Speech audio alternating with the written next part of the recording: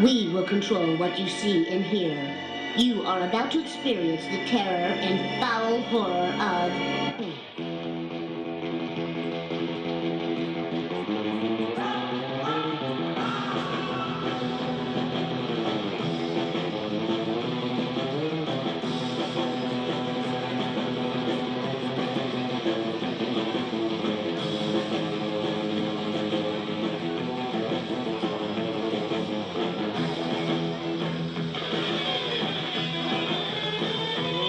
Ladies and gentlemen, welcome to Connections Comedy Club, Lansing's premier and only comedy night spot. Here, Connections only have 3 rules. 1, keep your table talk to a minimum and your laughter to a maximum. 2, please turn your cell phones to the off or private position. And 3, please refrain from any flash photography to the conclusion of the performance. All right, let's keep that warm Lansing energy going for your hosts and MCs, Danny and Tom.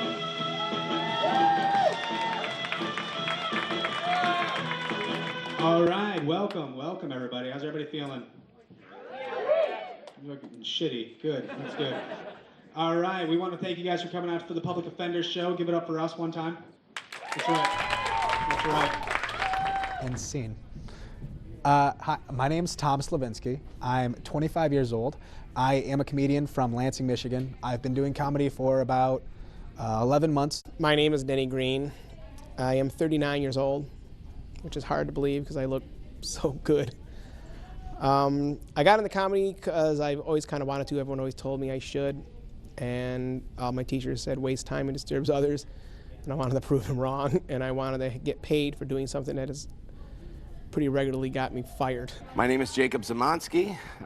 I've been doing comedy for a year now. I work at Ford Motor Company during the day because it pays money and this does not. My name's Jen Ross Miller, and I'm 32. I'm a mom of 4. I'm originally from St. Louis, Missouri, but I live in Grand Rapids now. I live in Rockford, a little bit north of there. And there's no other female comics there, really. There's just a few. I'm Mike O'Keefe. I'm 20 years old. I've been doing this for exactly 1 year. Tonight was my 1-year anniversary of doing comedy. It took me a while to get here today. I knew it was going to take me a while, so I bought a new book on tape for the drive. Maybe you've heard of it. It's called The Diary of Anne Frank. But it's really hard to follow along, though, because they just kept whispering the whole time. Like, I think they're coming. Like, I don't give a shit. Just bang Peter already. I don't think you're making it till prom. Spoiler alert. I had gotten a role in a pilot that they were shooting, and I helped them with the script a little bit, rewriting characters, rewriting some of the jokes. And I found that I had somewhat of a knack for dialogue and for setting up and doing punchlines. So I thought, I wanted to try it out. So before we started shooting the pilot, I did my first stand-up set, which was like a 5-minute set here at Connections Comedy Club. I started a couple years ago, actually almost 2 years ago at the end of this month. My friends kept telling me to do it, and I just kept putting it off or thinking I could. Every time I'd see someone else do it, I knew I could do it, and I just kept putting it off until I finally bit the bullet, went and did it. I talked really fast because I was really tight with the 10 minutes, the 5 minutes that was in Ann Arbor. And I left there thinking, no one here thought I was the funniest person, but I was pretty sure I was. Yeah. Before I start, I have some good news. My brother called me, told me that his wife just gave birth to a little baby girl today. Thank you. So I am a new daddy. My first stand-up was I have a buddy who is a comedian, and he gave me his open mic spot in Livonia, Joey's Comedy Club. And ever since then, it's been an addictive hobby of mine. It was 3 minutes at Dr. Grin's in Grand Rapids. It was horrifying, but I killed, and I just felt so good feeling the laugh and the groans, because I'm really gross. A lot of the stuff that I say is pretty off color, and so I come to Public Offenders and do it, because the general crowds don't really care for it, but people who are ready to hear it they're not used to hearing it out of chicks' mouths. When I was growing up, my grandpa had Parkinson's disease, but he didn't have the celebrity kind that you get from, boxing or being a basketball playing werewolf. Just had the normal kind. Remember, for one of his last birthdays, I bought him an Etch-a-Sketch. He couldn't draw for shit, but he could erase like a son of a bitch.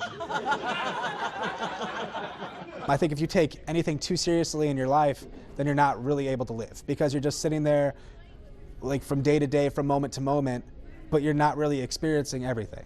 So I take some of the most horrific things that nobody would make fun of and try to spin them in a way to where you laugh. I won't do certain things just because what kind of things? I'm not going to deal with race relations unless it's me talking about being a cracker. If I make a joke about, a black joke, the black guys laugh, and the nervous white guys look over their shoulder to make sure it's okay to laugh. And so sometimes in the wrong place, you get weird reactions. But I think that's kind of going to separate you from the guys who are just telling the same old, either relationship jokes or just sex jokes that really don't have anything clever about it. I don't really think a lot of people like the darker comedy, but I think it's coming around. I think the world is a dark place right now, and I think people enjoy that. I don't think that anything's too taboo. I mean, I talk about rape, it happens. We need to, if we don't laugh about it, we're going to cry about it. Rape is funny. Why aren't you guys laughing? Rape's funny no matter which way you cut her, All right, oh, I got raped, I'm scared. Me too, whatever. Just find the right guy. It's always rape at first, Yeah, my friend Tom, you saw him earlier doing his rap, right? You don't remember him. And he and I ride out to these shows together, and, I pick him up and this. And last summer at Donovan, something funny happened. I went to his place, I wait on his porch, and a lot of people on a sunny day sitting on their porches. When he opens it up, he, like me, as you saw, also wears a black suit. And at that moment, I thought, wow, we're both standing here on a sunny day. I'm thinking about my car. We're both dressed in really nice suits. They probably think Tom looked gay. Not me. And like looking gay, that's the last thing we had on our minds when we picked these clothes out for each other. No, stand-up is a very individual career where everybody's looking out for number one. It's very cutthroat and it's very competitive. So it's really nice to be able to have another person. We kind of hit off, talk, exchange email stuff, and the way he works on movies. I said, I write too, I do comedy. We kind of hit it off. Before we went on stage, we kind of talked about before I saw his act, we talked about some things we thought were funny, and some were like Holocaust jokes, and some were like, oh, this is cool, So we already kind of figured they were going to be, like in that respect. I look across the place and it was Tom, and he didn't know I was going to be there. I didn't know he was going to be there. Someone he knew who had suggested it. It's like Slumdog, and it's just a date. Best friend.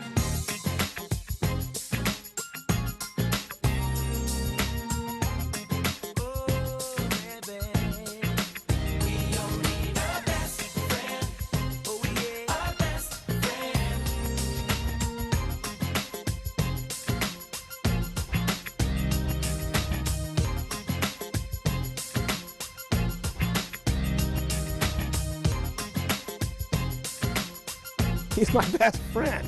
Can't find another one of those.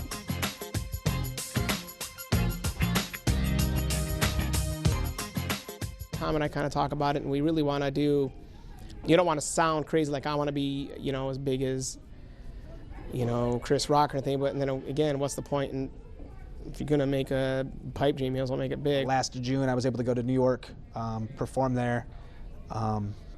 Since then, I've gone and done showcases in Chicago, like 6 to 10 minute sets, basically to try to get work. And then we're doing the show here once a week, just to build new material, build new songs, build a fan base, and before we decide to move on to larger venues. We just had a meeting with the Wharton Center to try to rent the Passant Theater, which is their smaller theater. It's about 600 seats. We want to take elements from this show and bring it there for a bigger audience to try to bring more MSU kids into it. It's worthwhile endeavor just because we may want to try it. It would be a good way of getting a lot of people in. It would sharpen our skills as far as promoting ourselves, and it can give a boost to your name if someone likes it. So we're trying to set that up so we can do it on like a Friday or Saturday night, try to get a big audience and really try to get a big fan push. You can kind of really approach it like a rock and roll thing and book, if it isn't a comedy club, then book a bar, book a stadium. Bite off more than you can chew, if you had to spit it out, you spit it out. But you might be able to pull it off. Hi everyone, looking forward to seeing all of you in person on Thursday. Out of hundreds of comedians' emails, you all were chosen. If you're as good as what I've seen online, this will be a great showcase. The Improv is a huge club. They're located all over the country. They have really big name acts that come there.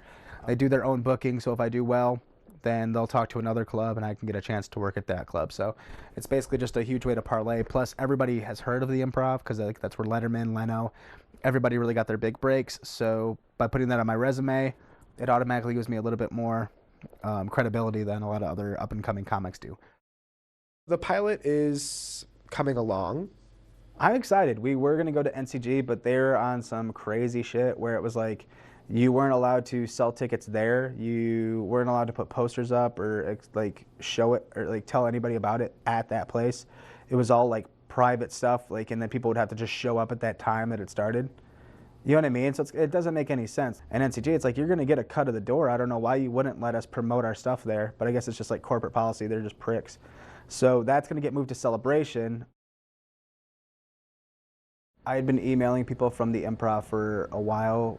They finally got back to me and asked to see some of my clips, so I showed them, and they sent me a thing like the next day asking me to come down and do a show, to do a showcase there, to do 5 minutes. So I planned 3 minutes of material and 2 minutes of one of my songs. Took a train down there at like 7:30 in the morning, got there at like noon, took a train from Chicago to Schaumburg, which is like an hour outside the city. Was planning on walking from the train stop to the Improv, but didn't know it was like 8 miles away. Ran into a cop, asked him where I was going, and he asked me if I wanted a ride, so I got dropped off at the Improv in a cop car. Luckily, I was wearing a suit with a bow tie and moon boots, so I didn't look weird. Went in there, they asked if I could do 10 minutes, so I said yes. Right before I went on, the host, who's a friend of mine, told me they can't get the song to work, so you can't do the rap. And then literally as they were calling my name, he was like, you can do the song, you can do the song. So it was just one thing after another. It was outrageous. So the big show's kind of falling through. We found out that a lot of things were booked more than we thought. That's what happened. We ran into with the May dates, because we thought, okay, graduation, finals, you want to compete with that. You want them while they're there. After they're gone, there's no point being there because the students are gone. So we're trying to think of everything. As far as what we're running into, it's just that something we haven't done before, and maybe it's a challenge, maybe it's, foolhardy, but I think, okay, 600 people, we never have to fill that many seats. If we can sell 300 tickets and they flake out and the tickets are already sold, we made our money. But I would still rather have, people in the audience. So we're running into, just things we haven't really had to deal with, like how do you do something this big? This is two of the greatest comics this generation's ever known. One, Denny Green. Two, Tom Levinsky. Your eyebrows go north and south. Boom. What'd you say? Make your eyebrows go north and south. We're performing today at the venue, which is a huge place here in Grand Rapids. Everybody's like, "Where's that?" Like, that's how big it is. Like, everybody's heard of it, but nobody knows where it is because it's the venue to play.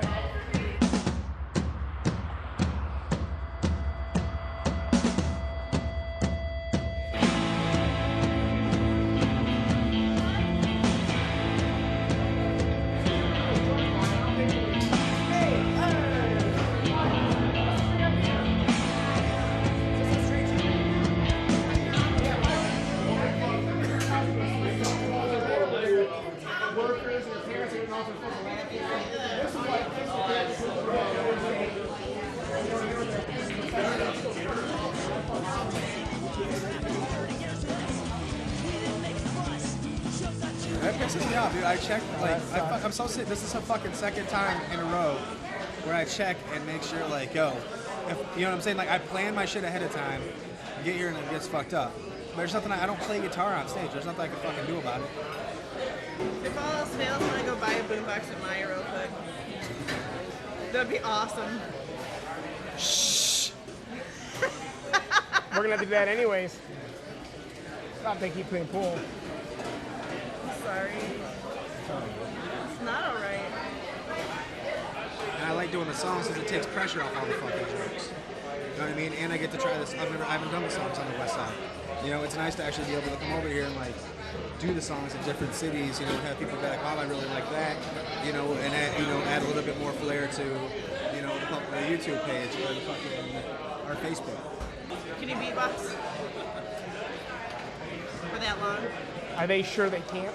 No, they're trying. Okay.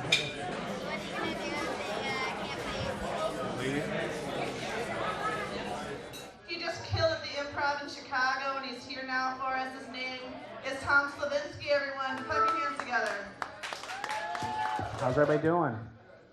Good. Excellent. One guy's clapping. That's fucking promising. That's enough. No, I'm basically like the Kanye of comedy. I'm a fan of Facebook, and I'm also a fan of the Juvenile song Back That Ass Up. And I was like, I'm gonna combine the two. So DJ, are you back there? Ready? All right. Yep, rock it up. Yep. Turn my headphones up. Hell yeah.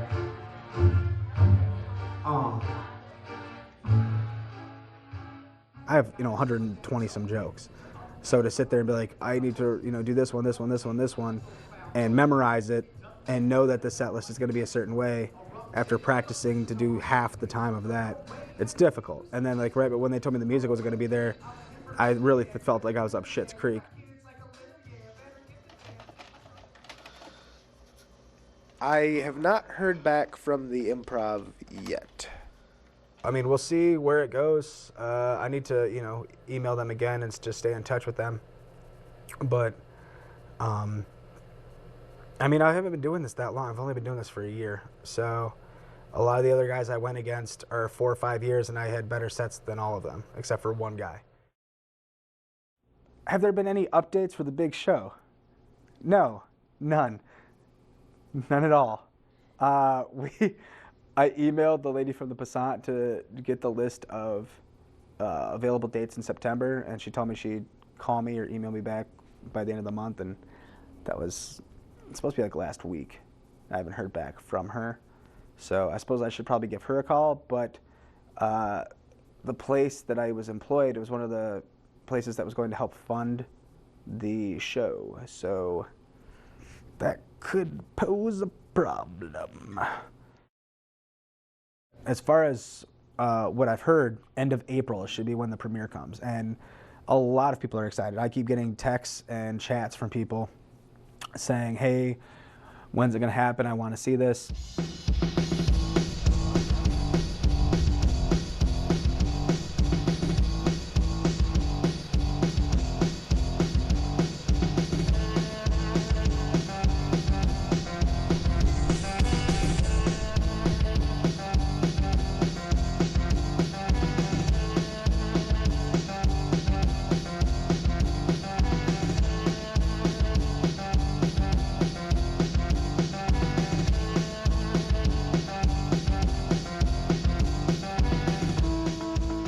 This is crazy. The theater just sold out. We had to turn away 60, 65 people. So I'm really excited. I think people are gonna like it.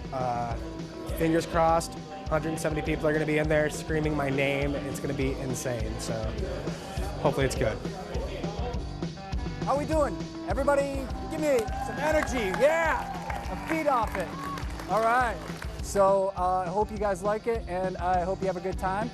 So I guess, yeah, let the movie do the talking. So, yeah. Ooh, ooh, ooh, ooh, ooh.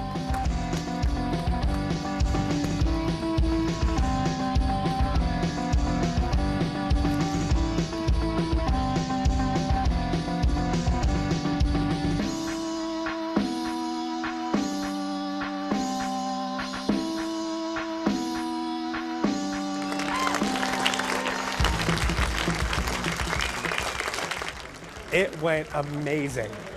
From the very first joke, they were laughing, they were with me. I even heard a lady go, wow, he's very attractive. It went great. You know, the one thing I've learned from comedy is that whenever things look down, they're always gonna look up pretty fast, and whenever they look up, they might go down pretty fast. So, hopefully, they don't go down very fast after this, because I'm on quite a bit of a high. I'm really happy, I'm really eager, I'm really positive, and I think things are gonna start going to the next level, and you're gonna be seeing me quite soon. Boom.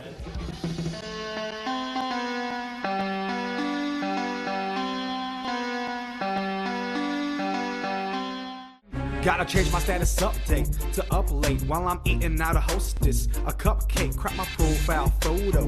Me duct tape to the headboard like an escort. A rough date, friend request on my homepage. No way, haven't seen you since high school. So go away, dude. I'm a hipper, mister, yeah. Twitter quitter, yeah. You got kids like a litter, yeah. Better get the dance. I started.